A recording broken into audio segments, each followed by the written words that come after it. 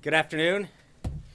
I know you're all looking forward to promises to be a very historic night for the nation and for this president. The president is very excited to make his announcement of the next Associate Justice of the Supreme Court later this evening.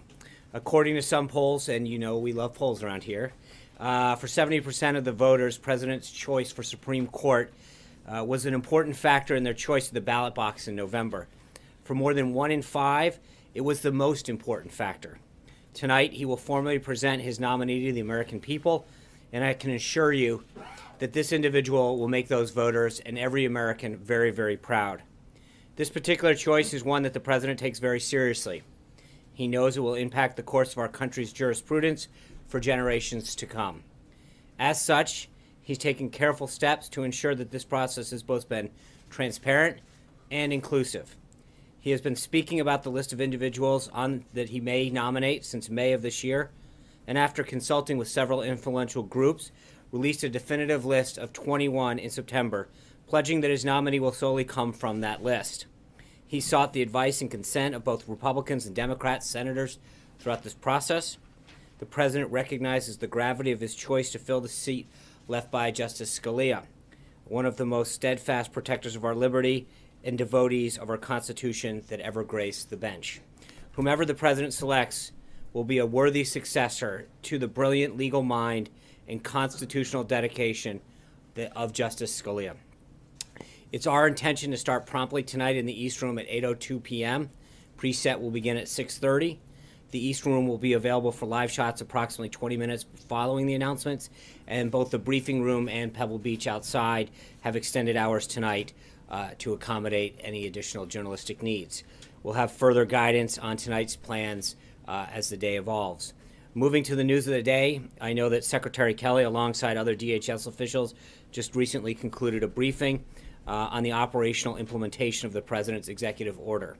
I think it's pretty clear from the Secretary's press conference that this executive order was enacted with the proper preparation and coordination between the White House and DHS, and that implementation will continue and proceed as planned. We also have a few updates on the leadership of some of our most critical government agencies. Last night, as you know, the President relieved Sally Yates of her duties as Acting Attorney General and named Dana Boente as the U.S. Attorney for the Eastern District of Virginia to serve as the Acting Attorney General until Democratic senators finally quit their obstruction and confirmed the unquestionably qualified Senator Jeff Sessions as our next Attorney General. Ms. Yates failed to enforce a legal order approved by the Department of Justice's Office of Legal Counsel and designed to protect the citizens of the United States. Calling for tougher vetting individuals from travelers from 7 nations is not extreme. It is reasonable and necessary to protect our country. Around 9 p.m. last night, the President signed an affidavit of nomination for Mr. Boente as one of his first official actions as in his new post as Acting Attorney General.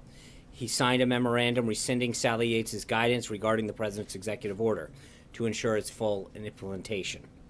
Last night, the President also announced the appointment of Thomas Homan as Acting Assistant Secretary of Homeland Security and Director of ICE. Mr. Homan has a long career at ICE, most recently serving as the Executive Associate Director for Enforcement and Removal Operations. Having a professional in place like this to serve as the Acting Director is critical to ensuring the efficient administration of the President's agenda. One other update from a story yesterday. I hope you all saw the statement that was put out from the Joint Chiefs of Staff, where Chairman Dunford discussed the reorganization of the National Security Council, and he made it clear that he continues to fully participate in the interagency process and provide the best possible military advice to the President and members of the NSC. I really hope that that statement closes the book on the misleading narrative, and this should hopefully be the final time that we have to address what was in the National Security Directive. The family of the President the President also had a very somber and lengthy conversation with the family of Chief Petty Officer William Ryan Owens. The President offered his sincerest condolences to Officer Owens' wife, his father, and their 3 children. Chief Owens was on his 12th deployment, from what I understand. We could never repay the debt of gratitude we owe him, the freedom that he fought for, and the sacrifice that he made, as well as the other members of his unit who were injured in this operation. Today in the Senate, two of the president's nominees advanced out of the committee.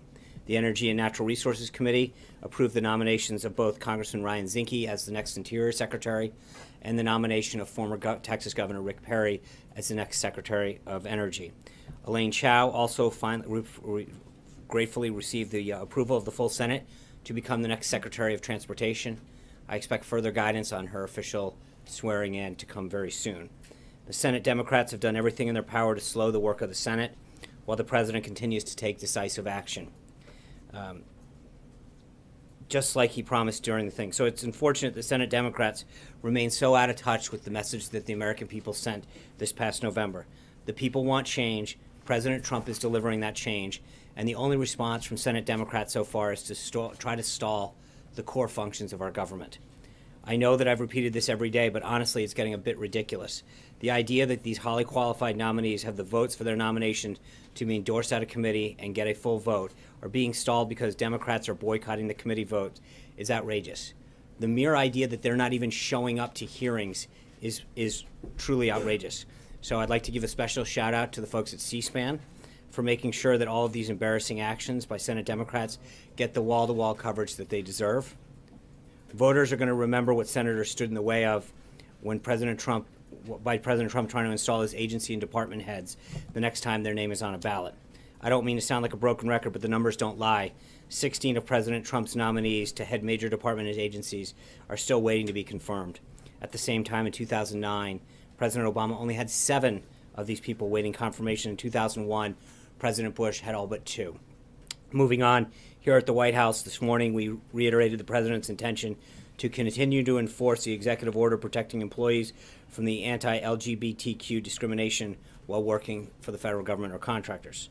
Also this morning, the President had a breakfast and listening session with major pharmaceutical company executives and in the Roosevelt Room. Merck, Johnson & Johnson, Celgene, Amgen, Eli Lilly, and the Pharma Trade Group were represented at the meeting. Chairman Greg Walden, chairman of the House Committee on Energy and Commerce, also participated. During the meeting, the President commended their progress in lowering drug prices, but also reiterated his insistence that there's more work to be done. He promised to continue reducing the burdensome regulations that raise the cost of doing business in America. He was pleased to hear that the chairman of Amgen, Robert Braidway, discussed how 1,600 American jobs will be added by Amgen.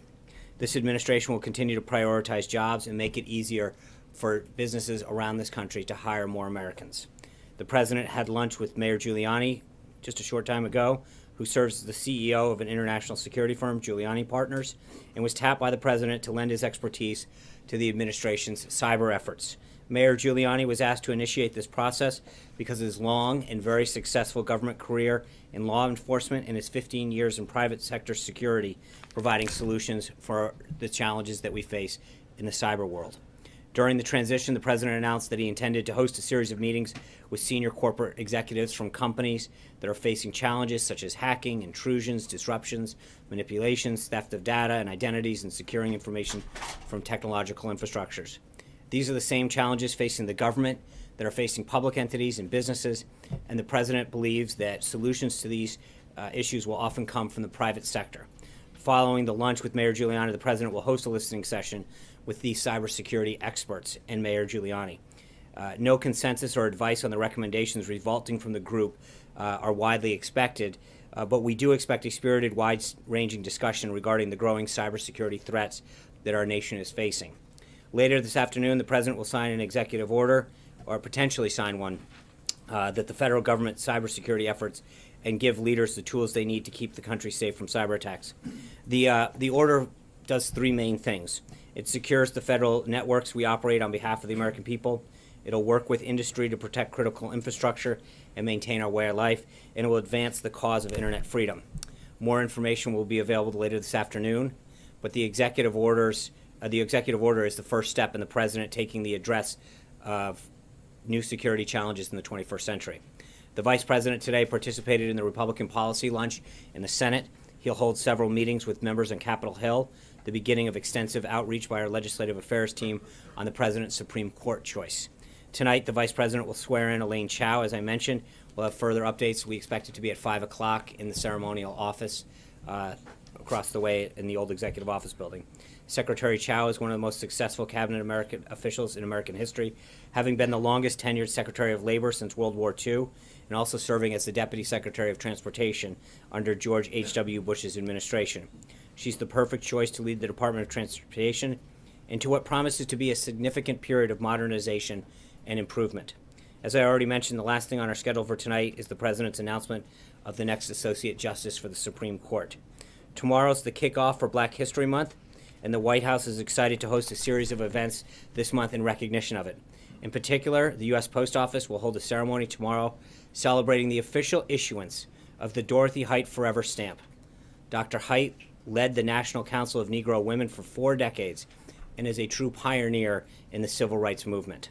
Finally, a couple administrative notes. On Friday, the President will depart from this White House to the Winter White House down at Mar-a-Lago, where he'll spend the weekend and be holding meetings. Further guidance on both trips will be coming out throughout the week. And I'm excited to announce that following up on our announcement of expanding the press briefing room to Skype seats, we'll officially be launching the briefing room tomorrow. The inaugural panelists will be Natalie Herbeck from Fox 8 in Cleveland, Ohio, Lars Larson of The Lars Larson Show, Jeff Joby from Joby Publishing in South Central Kentucky, and Kimberly Kalunian from WPRI in Rhode Island. I'm not sure how she snuck in there. I look forward to virtually welcoming them to the briefing room. And with that, some questions. John Roberts. The removal last night of Ms. Yates from her position has raised questions as to how this president will deal with dissent in the ranks currently and in the future. Does he see what she said yesterday as a difference of opinion, an act of insubordination? How would he read it, and how will he act on similar things in the future? Well, there's a big difference, John, between listening and sharing ideas and executing lawful orders. It is the right of every American to express their idea and opinion, and frankly, that's what you've seen the president do today. We're talking about leaving, at the 2 o'clock hour, him sitting down with cyber experts to get their opinions and ideas how to protect our critical infrastructures.